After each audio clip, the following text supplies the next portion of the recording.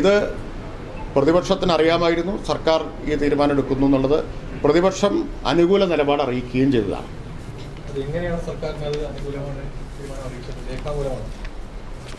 എല്ലാ കാര്യങ്ങളും രേഖാമൂലം അല്ലല്ലോ ഉണ്ടാവുക. ഇത്തരം കാര്യങ്ങളിലൊക്കെ ചില ആശയവിനിമയം സാധാരണഗതിയിൽ നടക്കുമല്ലോ. അതാ പറഞ്ഞ എല്ലാ കാര്യവും ഞാനിപ്പോൾ പറയാൻ ഉദ്ദേശിക്കുന്നില്ല. ഞാൻ പുലർത്തേണ്ട ഒരു മര്യാദ ഞാൻ പുലർത്തും.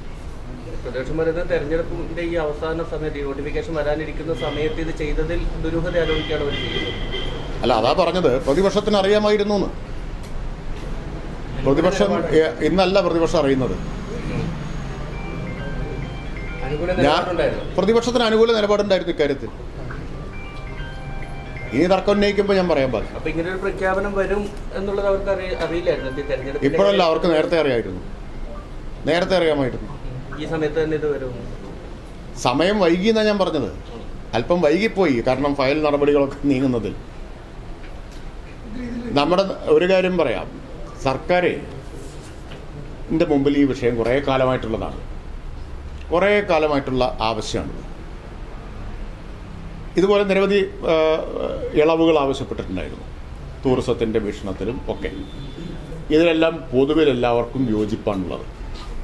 എല്ലാവർക്കും യോജിപ്പാണ് ഇക്കാര്യത്തിലൊക്കെ ഉള്ളത്. പക്ഷേ അപ്പോഴും യോജിപ്പുള്ളതും ചില കാര്യം തീരുമാനമെടുക്കാൻ